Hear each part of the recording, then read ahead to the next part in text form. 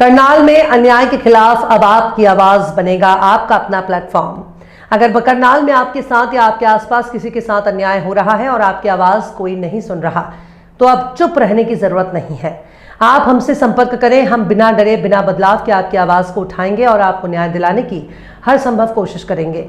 हमारा उद्देश्य सिर्फ खबर दिखाना नहीं, बल्कि समाज में सच को सामने लाना और जरूरतमंद की मदद करना है। आपकी पहचान सुरक्षित रखी जाएगी, आपकी बात को मजबूती से उठाया जाएगा, क्योंकि हमारा मकसद सिर्फ एक है, सेवा और न्याय।